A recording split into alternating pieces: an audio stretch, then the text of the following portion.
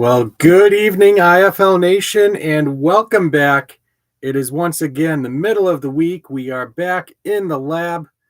It is 10 p.m. up over here on the East Coast, which means one thing, and that is it is Wager Wednesday in the Indoor Football League. I'm so stoked that you're able to make it. I appreciate you taking some time out of your busy nights to go over what is the final regular season week of the 2024 Indoor Football League season. We've got playoff seeding left to determine, the final playoff spot in the West up for grabs. We're going to talk all about that in due time. But again, thanks for tuning in. For those of you who are new to the league or my channel, welcome aboard. My name is Alex Schuberth. I am a huge fan of the Indoor Football League, a passion that I've channeled into my current role as IFL contributor over for Sports Coast to Coast, their Pacific Northwest-based sports forum site that specializes in the coverage of the Indoor Football League and its member teams specifically.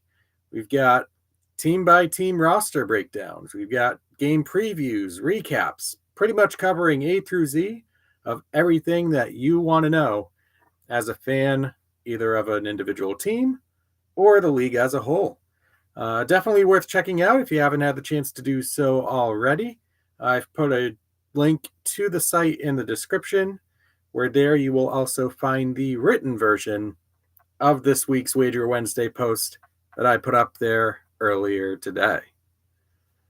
So, that having been said, let's kick off the show. And like I said, this is it, guys. Week 19. We've played 120 games in the regular season and 8 more to go to determine what our 8-team playoff bracket is going to look like. There is a ton at stake, so let's get right to it here. So week 18 was a fantastic week for us. We ended up with 4 wins and 2 losses, and needless to say, it did not come easy for us, particularly on one of our bets that somehow in some way didn't go over, even though entering the fourth quarter it had almost little to no chance really of making it. But we'll recap all the games here in just a little bit, and we also take a second here to recognize what we've accomplished in the past month plus. We were as bad down as 8 games below the 500 mark on the slips. But since then, since week 14, we've been 6 games above 500. Relatively modest ROI because we've really sprinkled more favorite moneyline bets than we've typically been doing in this series. But you know what? Wins are wins. And just from our luck this season, they've been easily as hard to come by. So we're doing well, and we hope to finish the regular season on a high note. If all goes well, maybe we can end 2024 with a winning record after all, which would really be saying something in spite of all of the heartache that some of these bets have given us throughout the season. So we'll see how we do. We'll go over some season trends, see if we can glean anything from the numbers heading into the postseason, and keep an eye out for the future in 2025. But before we do that, we're going to break down week 19 game by game. We've got 6 Saturday games sandwiched in between a Friday game and a Sunday game. That final playoff spot in the West is going to come down to the Rattlers and the Wranglers. The playoff scenarios we'll get to shortly before we make these picks. And like I said, our target here, at least 5 wins. That will assure us of, at the very worst, a winning week, but it would ensure us of at least an even record on our individual bets this season. Once we get through all those, we'll go to our 3-leg parlay of the week. We've had 2 straight go 2 out of 3, and we've had 8 this season come up 1 leg short. So it's been tricky, This is our last chance to get a regular season parlay win. What is that going to look like this week? Do we go closer to the minimum plus 400 odds requirement, or do we go with something more of a long shot to try to get us back into net gain territory? Stick around to find out. And as always, we'll wrap up the evening with our futures forecast and trends to see what the odds are for the 9 remaining teams that are alive in the quest for an IFL championship. So here are our Week 18 results, and I'm going to start off with this Green Bay-Jacksonville game because this is the closest that I have had to total mental breakdown, as you'll probably see me come. My sister will be the first to attest that reality. But this game was a really close one, much to the surprise of a lot of people. Jacksonville was holding their own against one of the Eastern Conference's very best teams. They were pretty much on level terms, limiting Green Bay's possessions.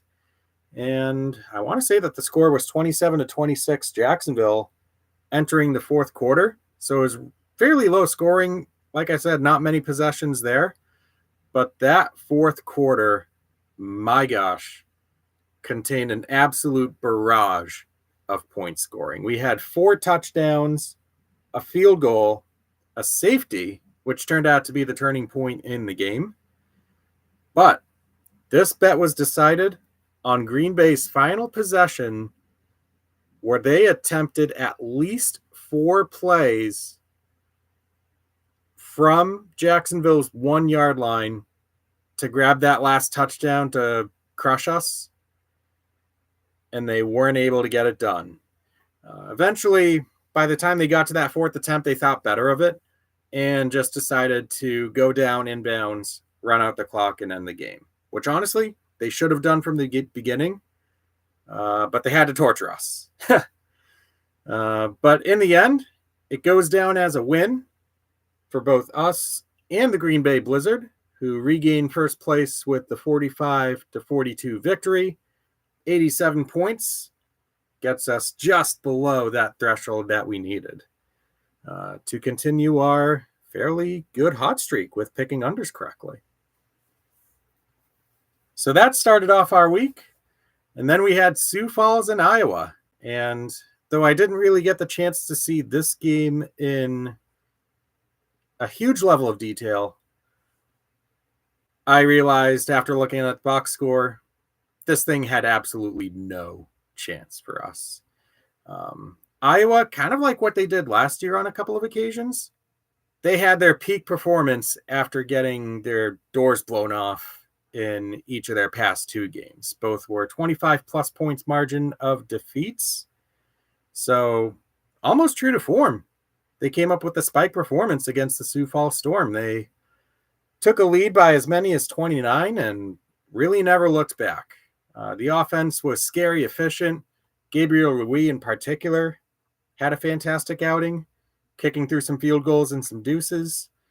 And Sioux Falls, they gave it a run at the end, but it was too much of a hole to overcome.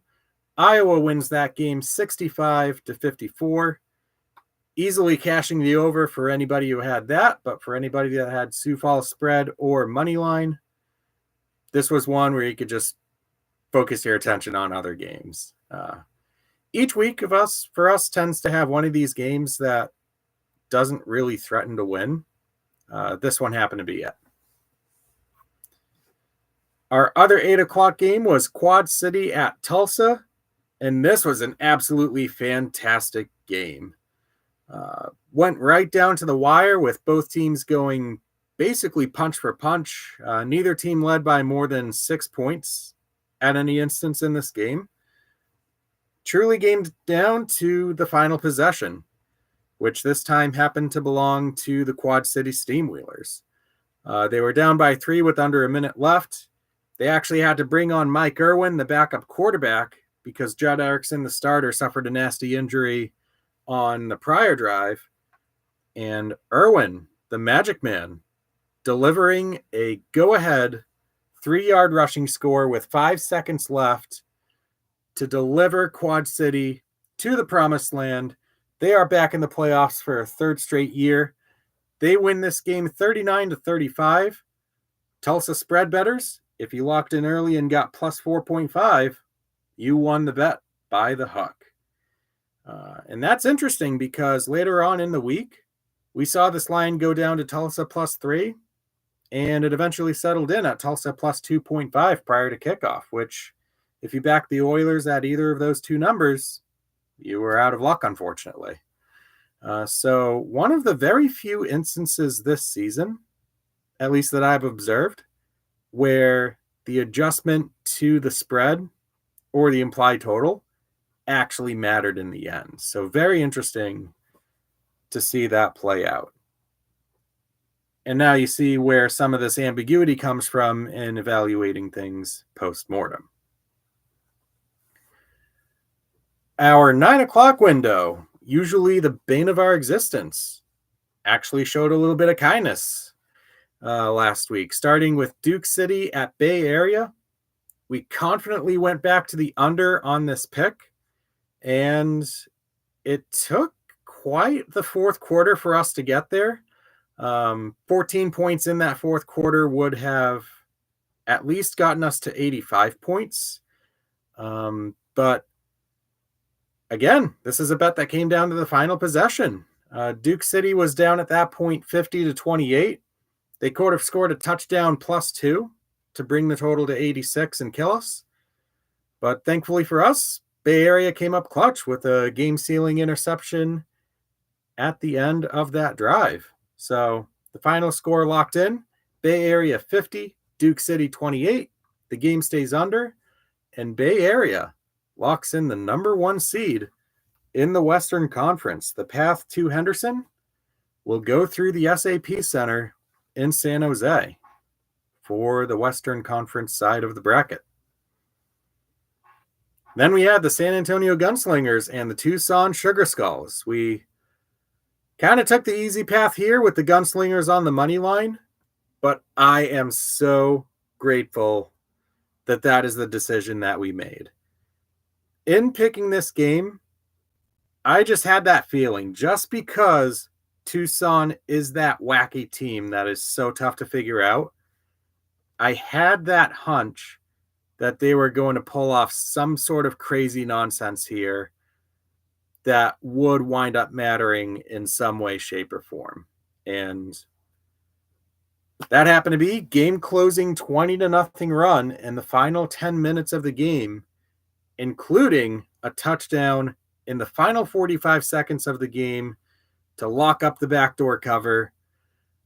It was really just brutal for anybody who had San Antonio on the spread. They played basically perfectly through 50 minutes and just had it all fade away in the final 10. From a win-loss standpoint, didn't really matter for the Gunslingers. They ended up taking this one 49-43. Notably, the Sugar Skulls have played in 7 consecutive games that have failed to hit the implied total. Is that something that we take advantage of, perhaps, when we make our single game picks? We'll see in a little bit. And finally, we had Vegas and Northern Arizona. Potential game of the week candidate heading in. Post-mortem, probably hard to argue with that logic. This game, kind of like Green Bay Jacksonville, really started to heat up in the fourth quarter. Vegas entered with a 12-point lead, trying to preserve their victory, and the Wranglers played them tough. Vegas did a nice job staying just that pace ahead, and entering the fourth quarter with only 58 combined points, this bet actually had a shot at the very end. Northern Arizona had the ball. They were inside the Vegas 5-yard line. They had a couple opportunities to grab that touchdown that would have cashed this for us. But unfortunately for us, Vegas played some pretty stifling defense, forced some incomplete passes, and the turnover on downs. So the end result, Vegas wins 55-45. They clinched their first playoff berth in franchise history, with the opportunity still open to clinch a home game in the first round of the playoffs. Meanwhile, for the Wranglers, they will play on Sunday this week. A bit of a disadvantage because they will know their playoff fate following the Rattlers Gunslingers game, which takes place on Saturday. So year to date, with our bet type records, we are above 500 in both the spread and over under, which was one of our goals heading into this season. Just the money line has killed us, and not really much that we can do to rectify that with this being the final week, but maybe there's something to learn from it as we kind of reflect on how this season has gone. Underdog picks have been really good to us. Over-unders are relatively balanced, but like they're at the bottom, no money line magic to be had this through 18 weeks of the season. Our parlay came up that one leg short like we talked about earlier. The usually reliable Green Bay spread bet is the one that cooks it. Kind of a shame because we made some pretty good picks on the other two. We had Nighthawks on the spread, Quad City, and that should say Tulsa. I don't know why it says Iowa.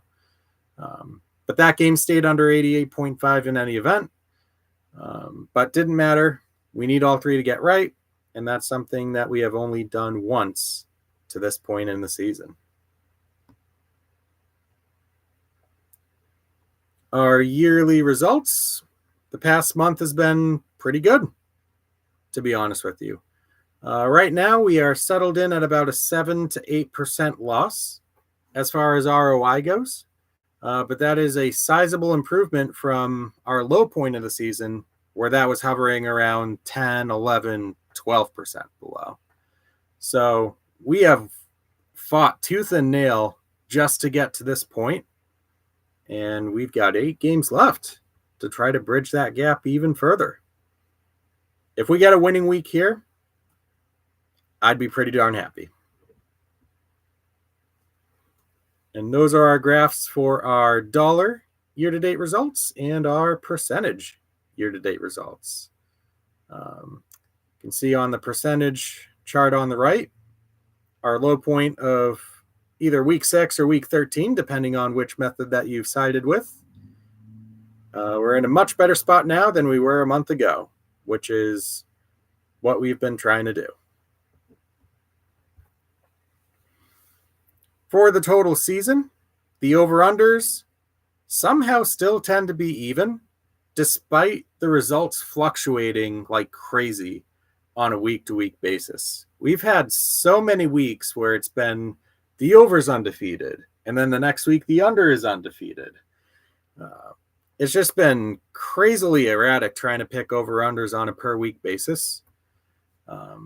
So, for example, last week was 1-5 on the over-under. The week prior, I think, was 5-1-1. Something along those lines. It was just the complete antithesis of what had happened the week prior. Our usual suspects as far as unders being good bets, the Panthers and Sugar Skulls, the best teams to the under at 11-4 for those backing the under in those games. The Gladiators 10-5 to the under. The Pirates and the Blizzard each converting 60% efficiency on the underside of things. The league average seems to hover around the 88.5, 89.5 mark. So we're seeing the results kind of skew a little bit closer to even than what we've seen those two records at in prior weeks. But something still to keep an eye out for in evaluating future picks. Spread trends, the story of this year, the story of last year, underdogs are long-term the value play. Historically, they have converted at about a 56-57% rate. Last week was even as far as underdogs versus favorites covering. But even with that, it still extends a pretty much season-long trend since week 6, where the underdogs have covered at least as often as favorites on a per-week basis, paving the path for some really intense long-term gains. Some teams are better at the spread. Some teams are better at covering the spread than others. For example, Sioux Falls is the league's worst spread team at 5-10. The Steam Wheelers and Rattlers have also struggled to the tune of 6-9. The Pirates and the Wranglers each sharing a 6-win, 8-loss, and 1 push record against the spread to round out the bottom side of that trend. And on the good side of the covering the spread spectrum, the Strike Force at 10-4-1, the Blizzard at 10-5, the Panthers at 8-6-1, and a host of other teams covering more often than not at 8-7. Away teams are slightly ahead as far as covering goes, which was not the case a season ago, in which the road teams were nearly getting double down in terms of covering efficiency. So whatever odds makers saw with last year's trends, trying to apply it to this year, they were able to pretty much hit it right on the dot. Favorites on the money line. We've been hovering around that 70% win rate for the majority of the season, and that's exactly where we stand right now. In DraftKings eligible games, you're winning roughly the same clip, if not a little bit more, but the total amount of money that you will have made is only 1% more than what you got in with. Again, kind of illustrating that it isn't totally a viable strategy long term. You can kind of sprinkle a little bit here and there as we've done through the later weeks of this season, but in order to truly win, you've got to sprinkle your bets around a little bit more, diversify the portfolio, if you will. As far as home turf advantage goes, it's been a little bit more muted this year than what we'd expect. 62-58, the record of home teams straight up. And here is our yearly results by team. We finally have a team on the overside, the good side of 500, with our correctly picked Duke City under in their game against the Bay Area Panthers. But aside from that, all of those Western Conference teams, save San Antonio, are still below the 500 mark. Could we get the Rattlers, Gunslingers, and or Nighthawks records to 500 this week? We'll have to say. The East Coast, maybe a little bit of East Coast biased here, has been far more profitable as far as selecting goes. We've had most success with Quad City and Sioux Falls. Somehow, in some way, we've gone perfect in 7 over-under picks on Sioux Falls games. Do we take that route with this week's selection of games? Stick around and say. Another odd trend that I saw had to do with start times for these games. There were 2 of them in particular that I checked out, and I was like, whoa, this is wild. But put it this way. If you combine the Saturday 9 p.m. Eastern and the Sunday 6 p.m. Eastern kickoffs, I've only won about 38% of those wagers on the season. Every other time slot, we're hovering around the 55% clip that we were pretty close to converting on all of the 2023 season. So, moral of the story, just refuse to acknowledge the existence of 9 p.m. Saturday, 6 p.m. Sunday, and it'll be okay. Obviously, we can't do that in reality, but one can only hope. So now it is time for our disclaimer section of the show. The lines and odds that we are going to use, as has been the case for the entire series, it's going to come from DraftKings Sportsbook. For any games for which money line is not offered, I will be filling in those blanks later in the week when ESPN Bet publishes their lines for games. But we will only be using lines and odds from DraftKings for evaluation going forward. This is a meant for fun series for curiosity, entertainment. It's not really necessarily to be used as a money-making tool. If you do try your luck and tail my bets, you're more than welcome to do so, provided you're of legal age and in a jurisdicted state. But please do so at your own risk. Practice safe gaming habits, set a budget, risk only what you can afford to lose. And if you or a loved one is having problems with potential problem gaming, there's a lot of resources that you can refer to online for help with that matter. HaveAGamePlan.org is a great example of one of these sites. There's a lot of interactive things there that help debunk gambling myths, point you in the right direction for specific questions that you have to get on that path to recovery. Now, before we get to selecting the games, we have to concede that this is week 19, the final week of the regular season. Playoff implications are going to affect our selections on how we pick things for our single game bets. So on the Eastern Conference side of things, we still have to figure out who's number 1 and who's number 2 between Green Bay and Frisco. And right now, Green Bay has full control of their own destiny. If they beat Sioux Falls, they will be the number 1 seed. Frisco gets in if they beat Iowa and Green Bay loses. And on the bottom end of that bracket, the number 3, number 4 seed in the East is up for grabs. The Pirates are in a similar position. Win at Tulsa, the number 3 seed is yours. Quad City can get the number 3 seed if they beat Jacksonville, and if the Pirates lose to the Oilers. So for the teams that are trying to jump up a spot, you got to win their game and get some help to jump that spot. Out west, things get a lot more interesting because there's still 3 teams, all at 10-5 entering this week, that could grab that number 1 seed. The most control of that spot at the moment belongs to San Diego. Win, and we'll be playing playoff ball at Pajanga Arena next weekend. For Vegas, they've got to win against Tucson, and San Diego's got to lose. For Arizona, the path is very tough. Not only do they have to win at San Antonio, they have to hope for losses by both San Diego and Vegas. And as far as Arizona goes, their stake in the playoffs is not made yet. Northern Arizona can steal that spot away if they can win against Duke City and if Arizona loses to the San Antonio Gunslingers.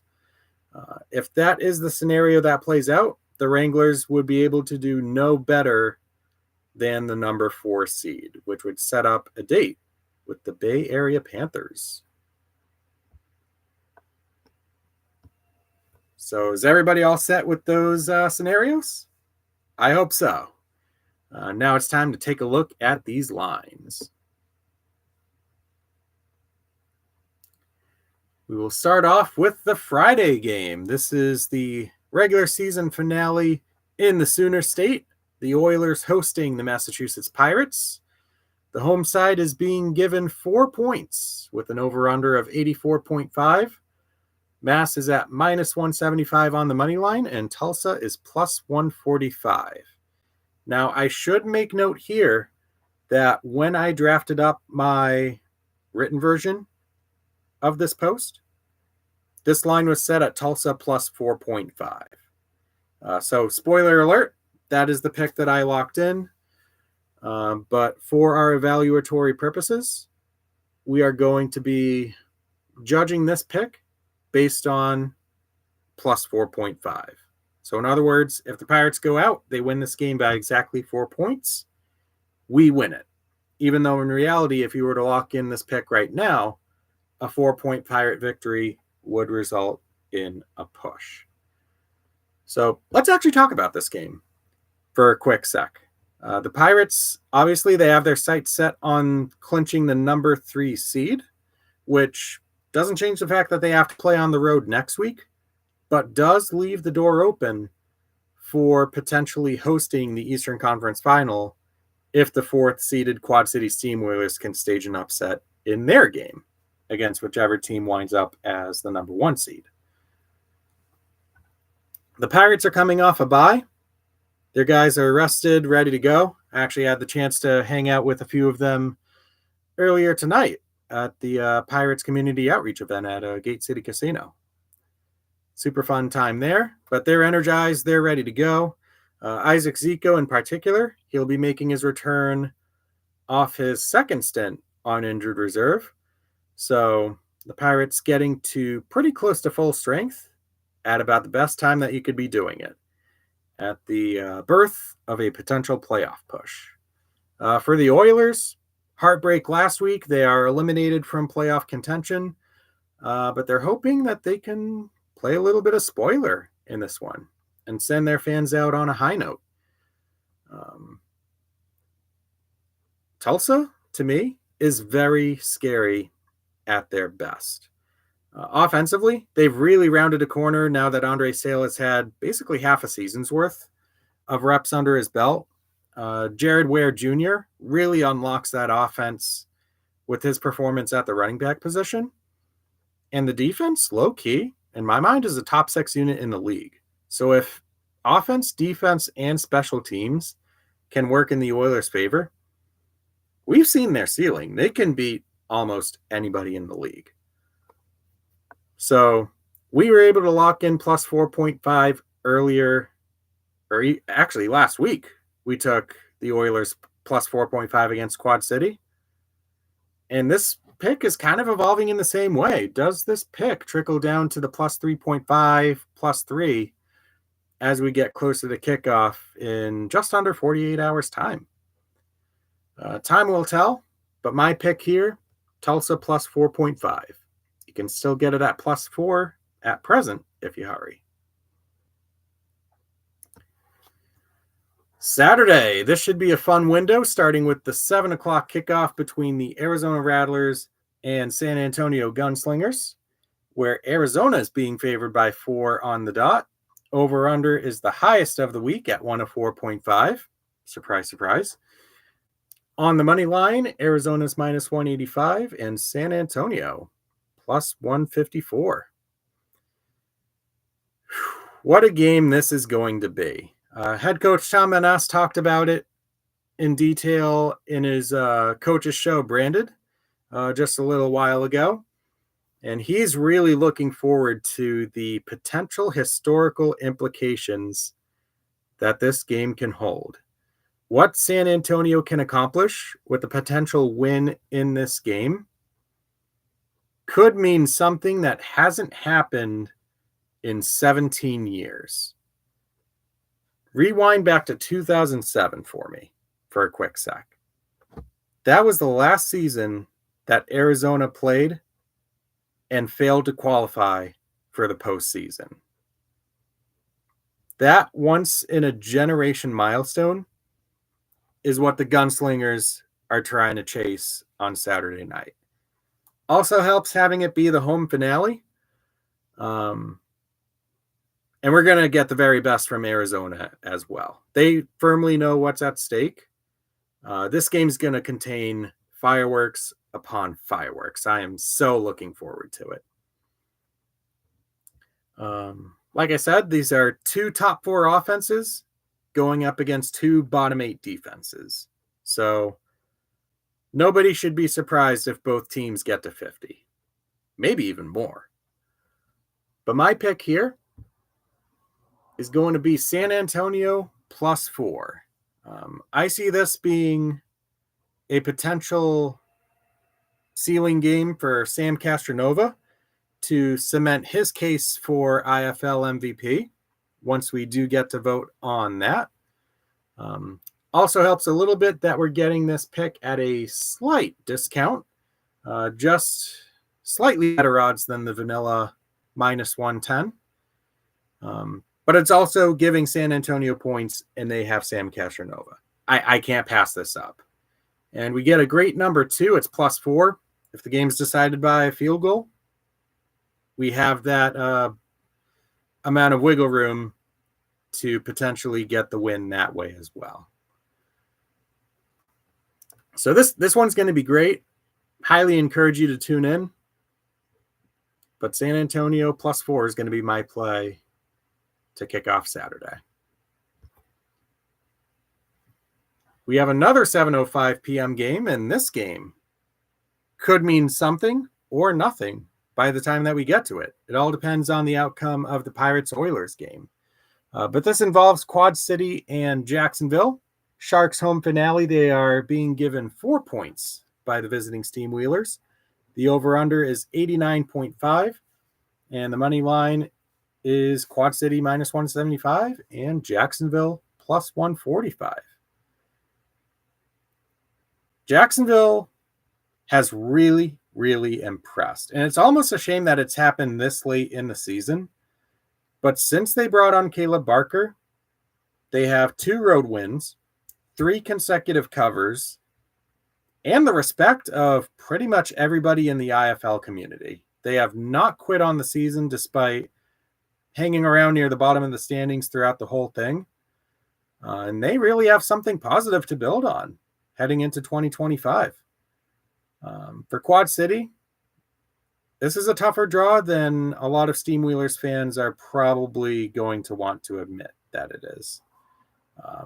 After all, we did see Jacksonville just play Green Bay, arguably the best team in the Eastern Conference, perhaps even the IFL as a whole, to the tune of a defeat by just 3 points. So they're right there with the greatest teams. And there's no reason to think that they're not going to be able to win this game. So my pick here is going to be Jacksonville on the spread. So we're backing 3 consecutive favorites here, getting more than a field goal's worth of wiggle room. And I firmly believe that these lines are going to change pretty drastically, potentially drastically, depending on the Pirates-Oilers game. If the Pirates do wind up winning the game, Quad City will probably focus on getting their marquee players a little bit of rest. Judd Erickson, especially coming from getting injured last week. I can't imagine that Eddie Vander or Jared Harrington, or maybe even Kevin Rudd for that matter, would get too much extended playing time. But I think Jacksonville is playing too darn well right now. And this is their finale. They want to finish on a high note. And I think they do just that, regardless of how the Pirates-Oilers game shakes out, to kind of dictate the way that this game goes. So another home underdog on the spread is the route that we're going to go. Jacksonville plus 4. And now for the 8 o'clock game. And this is one where Monica has chimed in with a couple of comments. Green Bay-Sioux Falls rivalry game. She would not take Green Bay in the points, saying that it's too much for a rivalry game. Do I agree? We'll find out in a few minutes. But for this game, Green Bay is at Sioux Falls, laying 10 in the hook, with the over-under set at 85.5, and no money line bet available, with this being a double-digit point spread. And there is something to be said about rivalry games. It's a point that I've made mention of on a couple different instances this year. Kind of similar to how Sioux Falls played Quad City a couple weeks ago. They were right in there, had a very realistic chance to win, ended up forcing overtime in a game where Quad City won by only a point. So there is definitely some merit from that argument on going with the Sioux Falls and the double-digit spread, especially where double-digit underdogs have been largely successful this season in terms of covering. But I just have a hard time backing Sioux Falls in any capacity. They've been the least profitable team on the spread. They've been the least profitable team on the money line. And my model had this game actually closer to a 13.5 spread, which I said in my written post is the number that I would actually play this out to. Put it simply, you get trounced to the tune of trailing by as many as 29 against Iowa. You kind of lose a little bit of that benefit of the doubt. And for Green Bay, they're going to want to make a statement in this game with the number 1 seed firmly at stake. And like we looked at earlier, Green Bay's 10-5 on the spread. Sioux Falls is 5-10 on the spread. I do not believe that this is going to be a trap line. This is a game where Green Bay will really want to hammer down, particularly on defense, after a little bit of a shaky outing against Jacksonville, to really fine-tune that, leading up to their first taste of playoff action in 5 years. So this game, I will be laying the points, going back to the well with Green Bay spread, a bet that has been successful 67% of the time this season. And now we have the Iowa-Frisco game. Heavily anticipated game, depending on who you might be out there in the audience. Frisco is laying 16 in the hook with the over-under set at 94.5 and no money line bet available. Now, the big storyline of this game, aside from Frisco's quest to steal away the number 1 seed, is that this game could serve to be the professional debut of viral social media sensation Eli Mack. I'm sure a lot of people that are on the YouTube chat are going to be absolutely thrilled, overjoyed to finally get to see their one of their favorite individuals take the field. And it's going to be a great storyline, I'm not going to lie, if that plan holds true. But these lines were very interesting to me. They're pretty close to what I had predicted leading into opening lines when they came out early yesterday. But one thing that I looked at here was on the over-under side of things. Both of these teams are over 60% efficient in making their implied totals. Frisco 11-4, Iowa at 9-6. And Frisco's offense has been really, really good past month. Iowa's defense has been really, really bad the past month. It just makes way too much sense for me to go with anything other than the over on this game. Especially in a scenario where Iowa has to chase the game. We've seen Brandon Alt come up with games where he's thrown 5, 6, 7 touchdowns. The kid can engineer an offense. He's proven that now in 3 games of sample size. I feel like this bet's going to come down to the ball control. Turnovers on downs. So we'll have to see how it plays out. I will admit that plus 16.5 is so tempting to take. I just have a hard time doing that with any confidence. So we're going to go with our first over-under bet of the week, and we're going to play it at over 94.5. And Monica Martin saying, who cares about Eli Mack? Let the real players play. Could very well be a scenario where he gets maybe a handful of snaps, defense and or special teams, and that's basically all we write.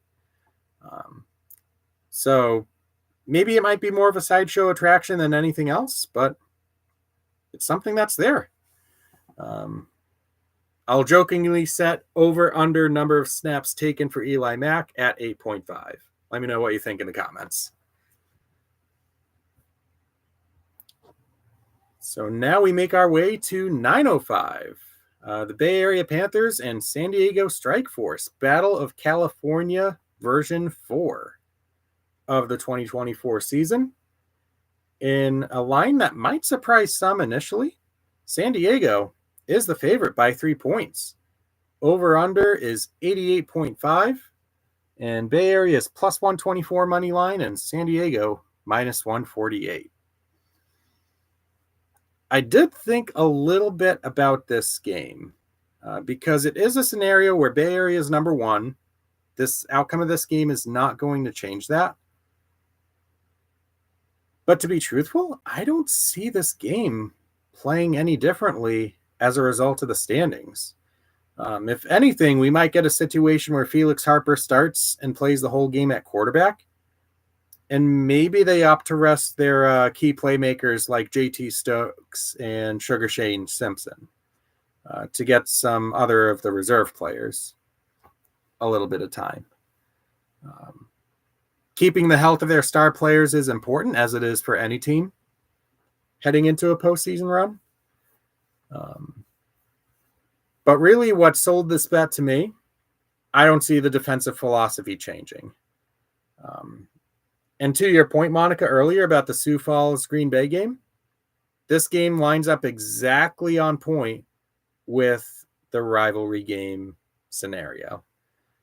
This should be a back and forth battle the whole way through. I actually don't think any of these games have been decided by more than 3 points. And now we get to back the team with the best record in the IFL being given points. You bet your bottom dollar that I'm taking this. It is a little bit scary going against a team that is among the very best, in fact, the best team in the IFL at covering spreads. But Bay Area is too proud of an organization to just simply kind of let the game happen. And if San Diego wins, so what? This game should be fiery, regardless of who exactly suits up for the black and gold. But I do like the Panthers in this situation. And a note, the only other time that they've been underdogs this season was 3 weeks ago in Vegas. The Panthers outright won that game. So just a little bit of something to think about as you may be dialing in on some of these picks. But mine for this game will be Bay Area on the spread for our 4th underdog spread bet of the week. We've got 9 p.m. kickoff to wrap up Saturday between Tucson and Vegas. Nighthawks laying just under 2 touchdowns. That's 13 and the hook. The over-under is set at 88.5, and no money line bet is available. Oh, lovely. Another Tucson Sugar Skulls game for us to pick. How will this one go sideways? That's just kind of been the mentality that I've had since the middle of the season with picking these games, just looking for any strand of consistent outcomes that I could take advantage of. But one thing that we do have, since Malik Mitchell left the team and was placed on RTR after Week 11's game,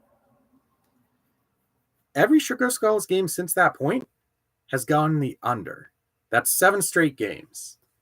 To put that in context for you, if you started that stretch with a $10 bet and rolled over the winnings on every under on Tucson games since then, you'd be sitting pretty right now with just under $925.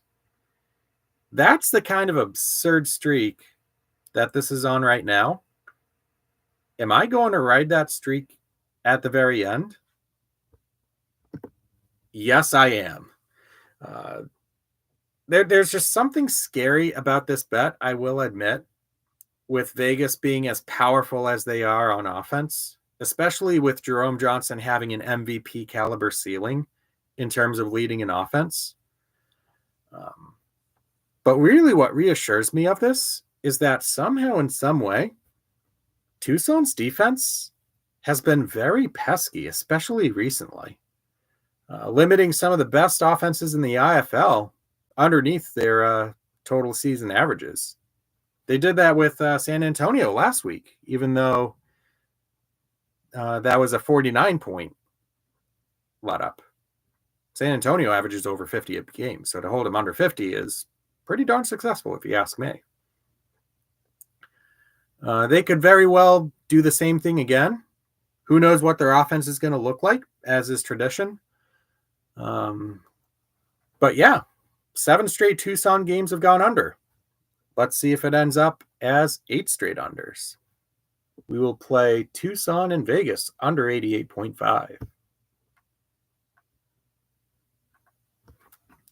And the regular season finale, Sunday, late afternoon, early evening, a 5:05 kickoff over here in the East Coast. The Wranglers and Duke City Gladiators. The Wranglers are laying 10 on the dot. The over-under is 94.5. No money line bet is available.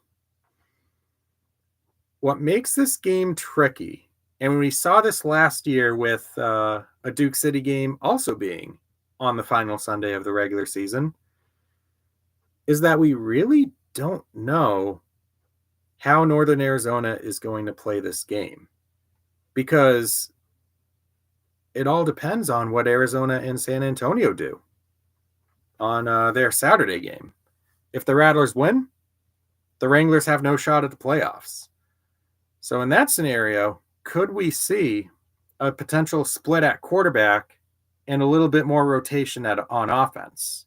Maybe a half worth of Josh Jones and half of Dylan Sterling Cole, for example. We've seen the Gladiators do that little quarterback and forth sort of deal. Credit to Off the Wall for that term. But they've been doing it with Javen Kilgo and Hassan Rogers for the past couple weeks. And the majority of their games in that format have gone on the under side. So I'm actually going to go with the under on this game. I believe even if Northern Arizona does have something to play for in this one, they'll face a pretty stiff test against a Duke City defense that we have seen can play some pretty solid football. That 81-55 unique game over against Frisco notwithstanding. But yeah, it's like I said, it's a tough game to predict without really knowing how this game is going to have any implications after the fact. But since we lock our picks in, all of them on Wednesdays, this is really our best bet that we can, best guess that we can come up with. So my play to wrap up 2024 will be Northern Arizona, Duke City, under 94.5. And we'll see how the lead up plays out to it. So there are our 8 single game bets. Now it's time to put together a 3-leg parlay. And I propose for this week being the final regular season week, let's let it all hang out and get nuts. First leg, money line, Tulsa Oilers. On a separate note, the Oilers last year were able to win their regular season finale against the Quad City Steam Whalers that sent them tumbling down to the number 4 overall seed. Could we see that same thing play out here with the Bay Staters? Time will find out.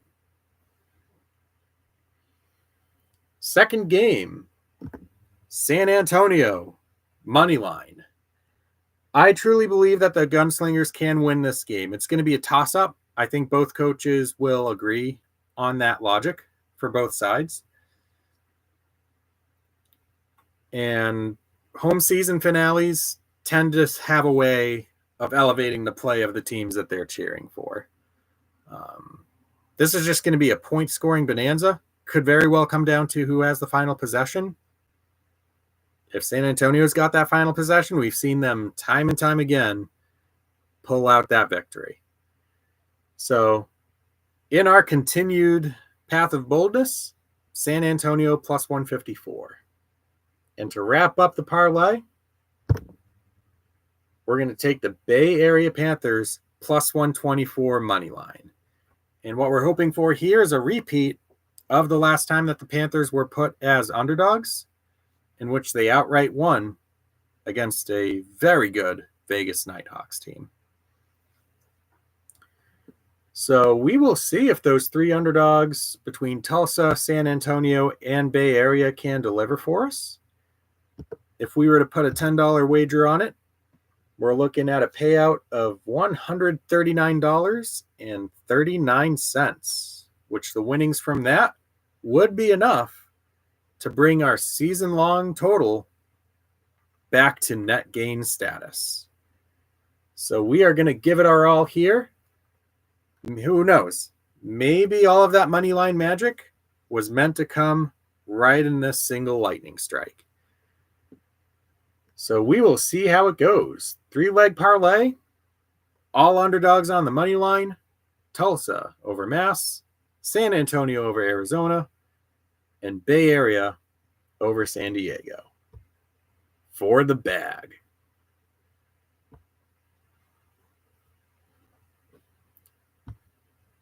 And now it's time to wind down with our futures bets. There's been some pretty significant changes here from what they opened at, and there's actually been a pretty noticeable change at the top. Green Bay now trading at plus 225 to win the IFL championship after being set at plus 280 earlier in the day. So clearly a lot of people are very high on Green Bay's chances of winning the IFL championship. Everything else remains largely unchanged from what we had it at before, and I'll update these shortly after we wrap things up here. But the longest odds right now, the Northern Arizona Wranglers at plus 3,000. For those who believe that they can sneak into the playoffs, stage an upset over Bay Area, and ride that streak to Henderson, 30-1. Even if you want to pivot on that cash out option later, if you're betting on DraftKings. Might be worth a little $5 dart throw to see if at least you can get that first part under wraps, with the Wranglers winning and the Rattlers losing to the Gunslingers. Everything else remains pretty much par on the course from what we've seen it in the past week or two. But that is how the odds makers view the likelihoods of each team securing an IFL championship. So that time has come. It is the end of our regular season analysis, at least in terms of picking our games. And that is going to wrap it up for this version of Wager Wednesday. I want to thank you all again for tuning in. I wish you all a good night, and I will see you at the cashier when all is said and done. Have a wonderful night.